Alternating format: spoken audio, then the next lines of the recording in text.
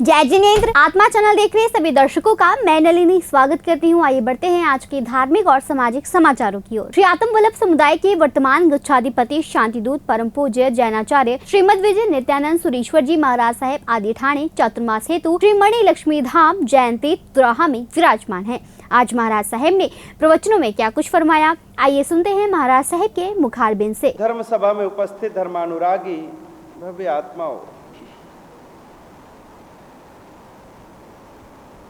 डॉक्टरों की दवाइयां खा खा करके आपको कितनी शांति मिली? अगर डॉक्टर की दवाइयां खाने से ही आपको शांति और स्वस्थता मिलती है तो बहुत अच्छी बात है। अपने को स्वस्थ रखने के लिए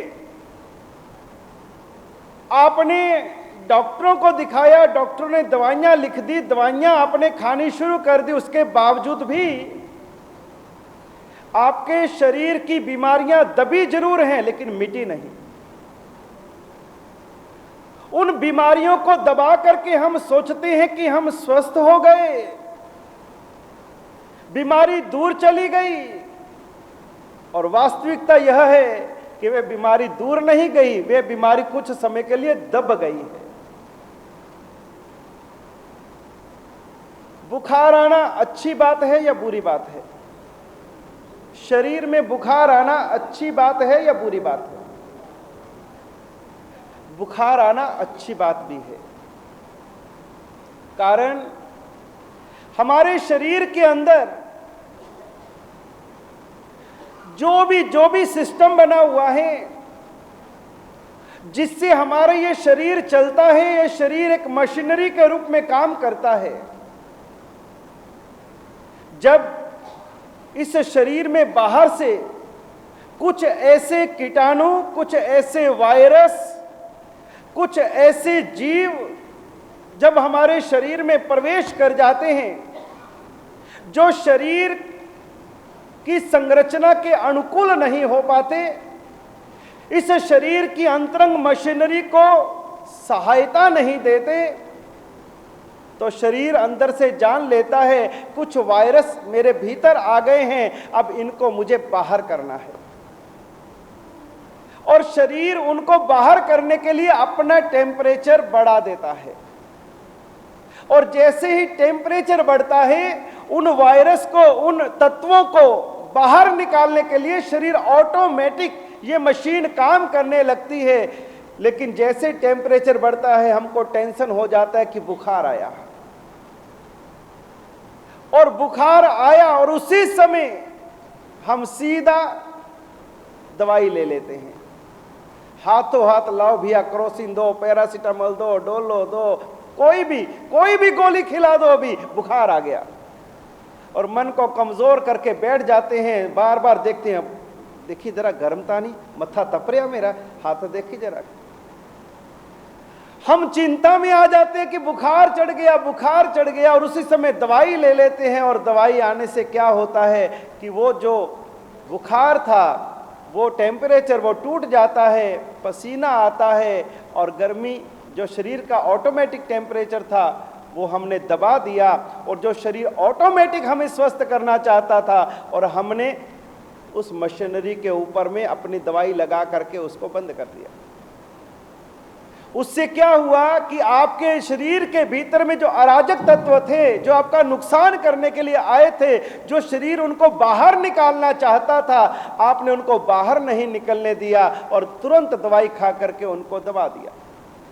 आज नहीं तो कल, नहीं तो परसों फिर वो प्रकट होंगे, फिर वो भीतर अपनी नई संरचना करेंगे, एक नया संसार बसाएंगे, वो नए रूप के अंदर में पैदा होंगे और आपको परेशान करेंगे। जीव को एक पल भी इस शरीर की प्रतिकूलता पसंद नहीं है।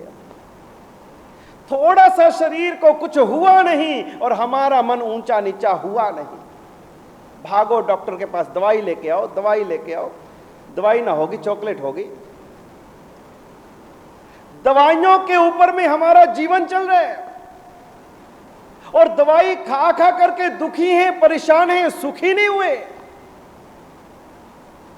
और सुखी कौन? भले वो तन से अस्वस्थ है, भीतर में बड़ी वेदना है,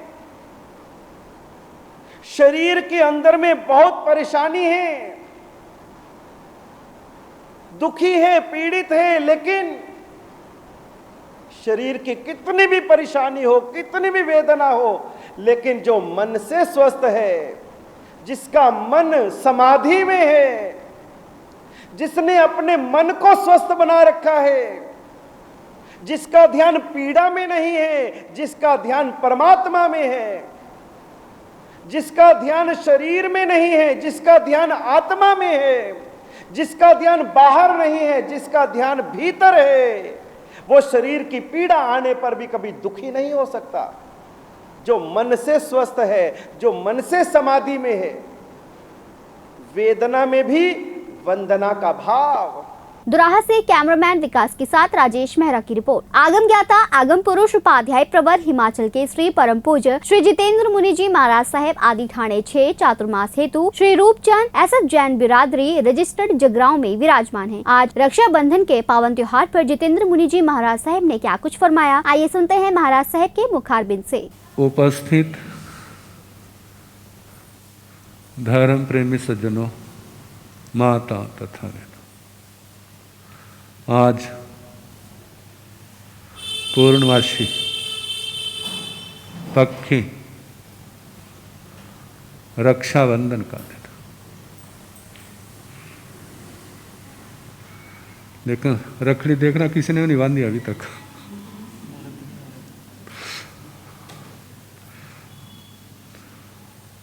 सबको अकाल से डर लगता है, जो समय ना हो उसको उस समय नहीं करना। तो रक्षाबंधन एक रिश्ते की पवित्रता का सूचक है। भाई बहन का प्यार, कैसा प्यार होता है? लड़ते भी बहुत हैं और एक दूसरे पर आंसू भी बहाते हैं। बचपन होता ही ऐसा है, जब चीज पास होती है ना तो कदर नहीं होती, जब दूर चली जाती है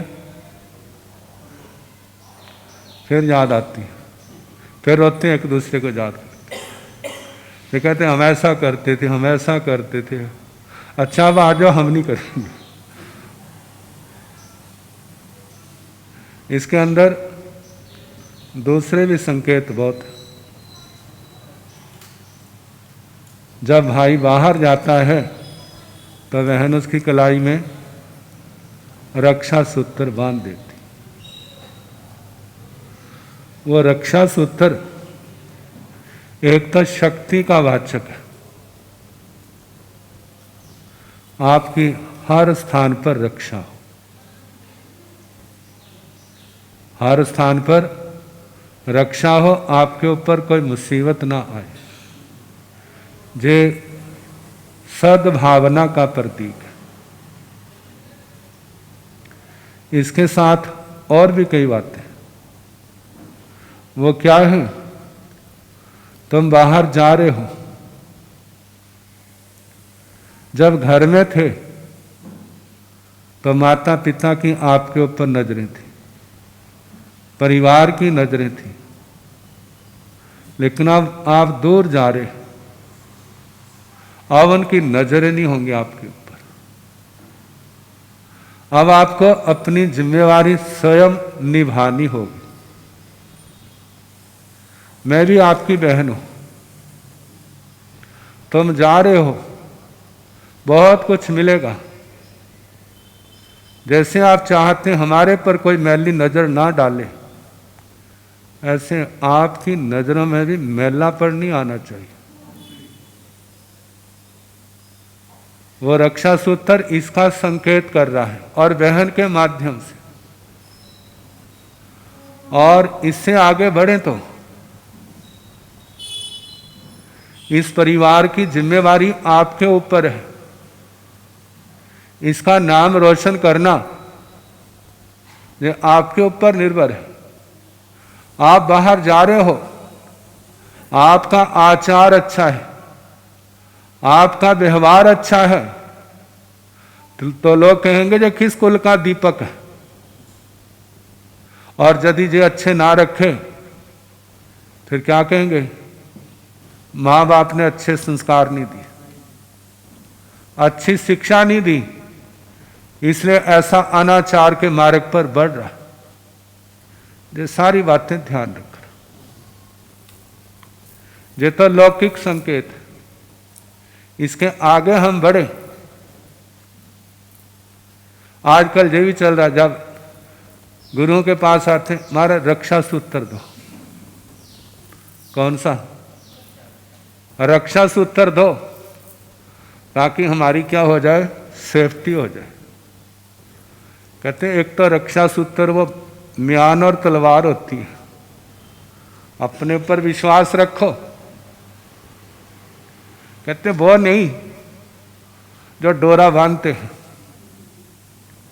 कहते उससे क्या होगा, आपकी एनर्जी हमारे पास आ जाएगी। जगरांव से जसविंदर की रिपोर्ट। संयम शिरोमणि जैन भारती महासाध्वी श्री सुशील कुमारी जी महाराज सहित श्रमणी गौरव महासाध्वी डॉक्टर श्री सुनीता जी महाराज साहेब आदि ठाणे 7 चातुर्मास हेतु श्री एसएफ जैन सभा हैबुआ लुधियाना में विराजमान हैं। आज शुभिता जी महाराज साहेब ने बताया कि रक्षाबंधन इस बार 2 दिन का है, जो कि बहुत ही प्यार से मनाना चाहिए, और उन्होंने इस मौके पर रक्षाबंधन के त्योहार को लेकर और क्या कुछ फरमाया, आइए सुनते हैं महाराज साहेब के मुखारबिंद से। तब से हर वर्ष इस सावन पूर्णिमा को जो श्रावक वर्ग है वो सोन मनाते आ रहे हैं, आज भी मनाते हैं। श्रमणों के पास जाते हैं, मंगल पाठ सुनते हैं। कई जगह तो ये भी रिवाज होता है, गुरुओं के पट्टों के राखी धागे बांधे जाते हैं और उनसे ये कामना की जाती है कि गुरुदेव आप हमारी रक्षा करना।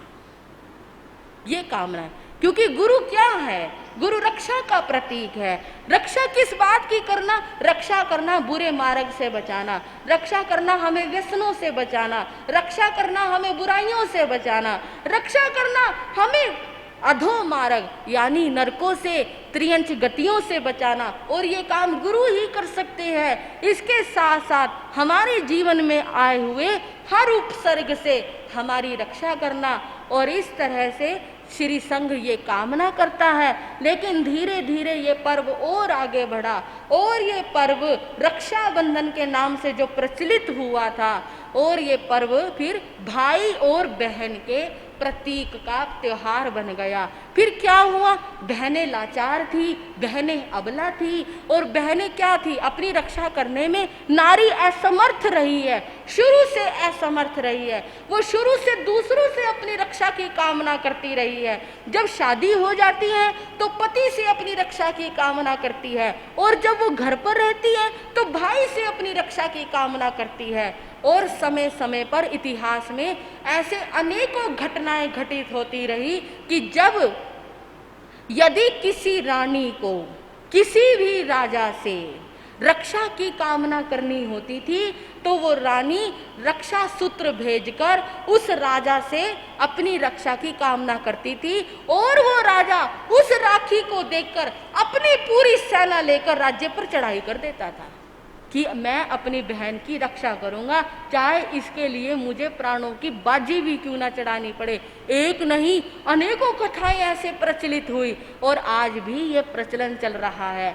जब भी किसी को रक्षा की उम्मीद किसी से हम करते हैं तो उसके पास रक्षा सूत्र भेजते हैं, और उसको कहते हैं कि जो ये बंधन है ना, ये बंधन है रक्षाबंधन, यानी आपके ऊपर एक जिम्मेवारी आ जाती है, पूरी जिंदगी उसका वहन करना, उसकी रक्षा करना।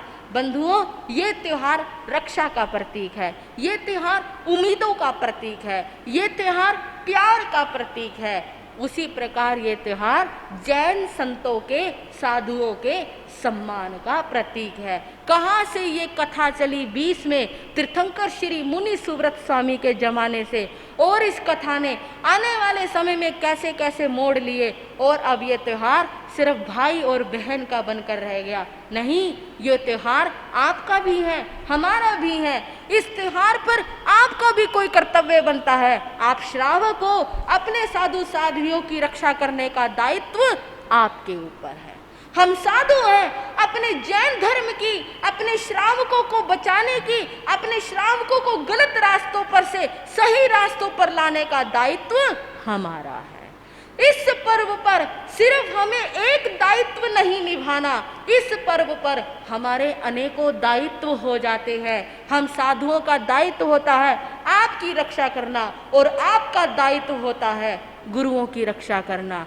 किस तरह से बाहरी परिस्थितियों से, हर तरह से आपको अपने संघ की, कुल की, गुरु की, मान मर्यादा की सभी तरह से रक्षा करनी चाहिए। ऐसी ये कथा हमें प्रेरणा देती है। धन्य है विष्णु कुमार मुनि, जिन्होंने 700 मुनियों के ऊपर आए हुए उपसर्ग का निवारण किया और किस तरह से संघ की रक्षा की। तो हरियाणा में मैं बता रही थी कि वहाँ पर विष्णु कुमार मुनि का चित्र बनाया जाता है और सोन मनाए जाते हैं, और सभी ये कामना करते हैं, हे मुनिवर, जैसे आपने उनकी रक्षा करी हमारी भी रक्षा करना। इस तरह से ये त्योहार पवित्रता का और प्रेम का और प्यार का प्रतीक है। बंधुओं, आपके दिलों में अपनी बहन के प्रति इसी तरह प्यार बना रहे। जो भी बहन, जिसने भी आपको राखी बांधी है, जो भी आपकी कलाई पर रक्षा सूत्र बांधती है, धागे का महत्व है। राखी चाहे सोने की हो चाहे चांदी की, आप उसको सोने और चांदी से मत देखो, आप ये देखो कि वो बांध रही है, वो राखी है। रक्षा सूत्र चाहे कैसा भी हो, रक्षा सूत्र होता है। जिसने भी आपके हाथ पर कच्चे धागे बांधे हैं, आपको उसकी पूरी जिंदगी सुख में भी दुख में भी रक्षा करनी चाहिए, हर तरह से उसका साथ देना चाहिए। बंधुओं, उस बहन के ऊपर चाहे कितना भी बड़ा संकट आए, भाई को हमेशा उसका साथ देना चाहिए। संघ समाज के प्रति आपको ये जिम्मेदारी निभानी है, और इस तरह से जो भव्य प्राणी ऐसा करते हैं, वही इस लोक में और परलोक में आदर्श के पात्र बनते चले जाते हैं। लुधियाना से कैमरामैन नवजोत के साथ राजेश मेहरा की रिपोर्ट। श्री आत्म वल्लभ समुद्र इंद्रदिन रत्नाकर सूरी की पाठ परंपरा पर सुशोभित वर्तमान गच्छाधिपति श्रुत भास्कर आचार्य श्रीमद विजय धर्म धुरंधर सूरी जी महाराज साहेब के आज्ञानुवर्ती गणिवर्य डॉक्टर श्री इंद्रजीत विजय जी महाराज साहेब आदि ठाणे 3 चातुर्मास हेतु श्री महावीर स्वामी जैन श्वेतांबर मंदिर सेक्टर 28 चंडीगढ़ में विराजमान है। महाराज साहेब की पावन निश्रा में जैन तीर्थ गिरनार जी की भाव यात्रा निकाली गई, जहां महिला संघ ने सांस्कृतिक कार्यक्रम पेश किए। जिस तीर्थ की हम लोग सब मिलकर भाव यात्रा कर रहे हैं, ऐसा हमारा ये गिरनार जी महातीर्थ कि जहाँ पर प्रत्येक 24 के एक तीर्थंकर परमात्मा के 3 कल्याणक अवश्य होते हैं। तो वर्तमान 24 के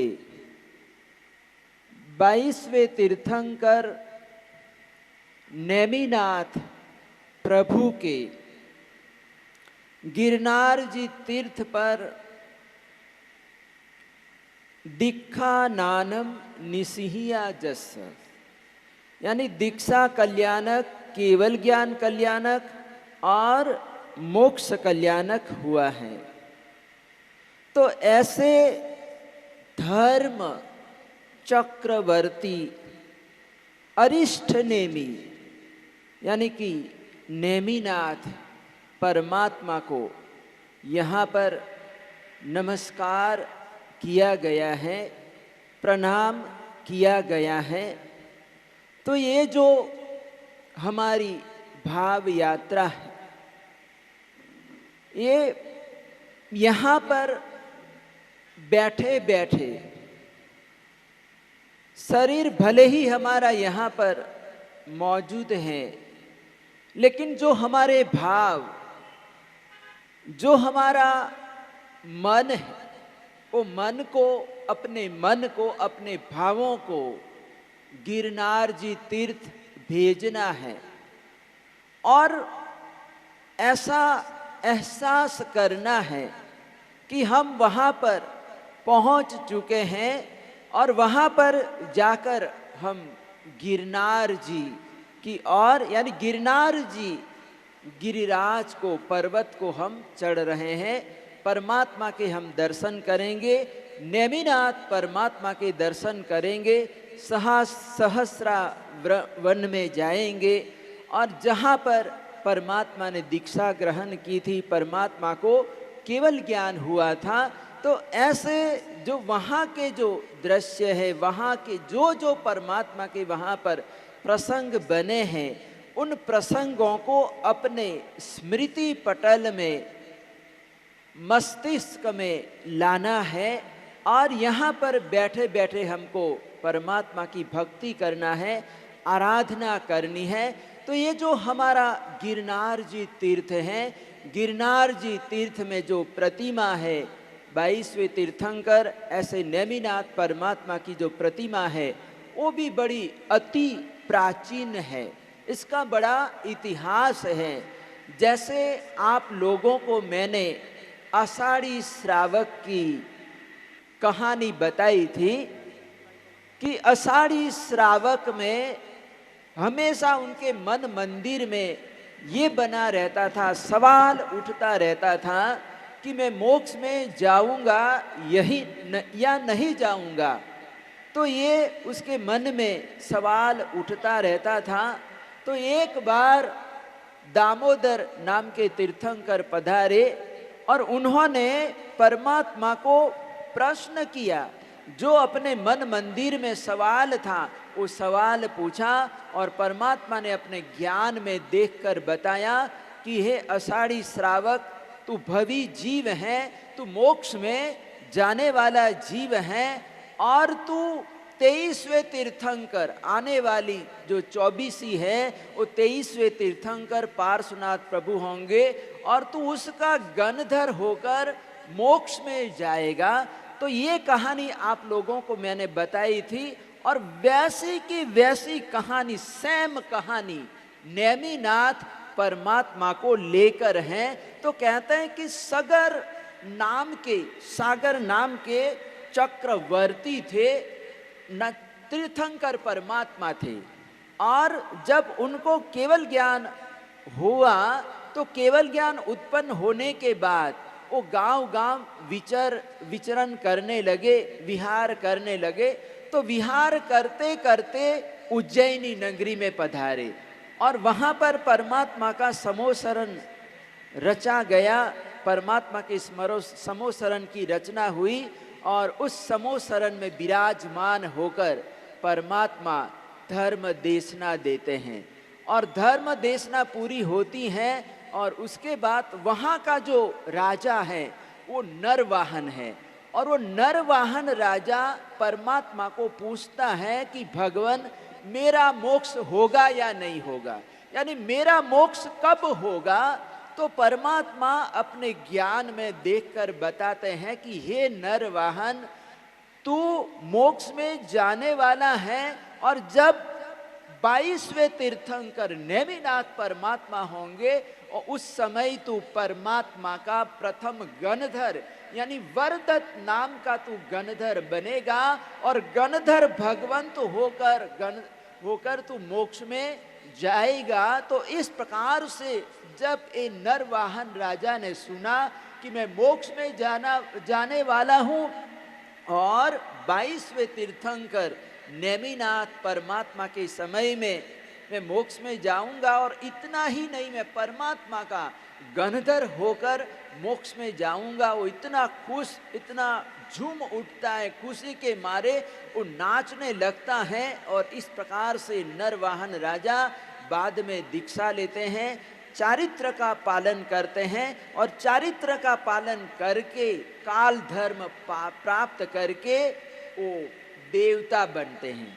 5वें देवलोक में, ब्रह्म देवलोक में इंद्र महाराजा बनते हैं, इंद्र बनते हैं और एक बार वापस परमात्मा का समोसन लगता है तो इंद्र महाराजा ब्रह्म देवलोक से नीचे आते हैं, पृथ्वी पर आते हैं परमात्मा की धर्म देशना श्रवण करने के लिए, जिन वाणी श्रवण करने के लिए आते हैं, परमात्मा की धर्म देशना श्रवण करते हैं। और उसके बाद वो ही प्रश्न देवता के भव में भी वो ही प्रश्न करते हैं जो अपने पूर्व भव नरवाहन राजा के भव में उन्होंने प्रश्न किया था, और वो ही सवाल देवता के भव में भी करते हैं। तो उस समय परमात्मा जवाब देते हैं कि तू 22वें तीर्थंकर का गंधर होने वाला है और तू मोक्ष में जाने वाला है।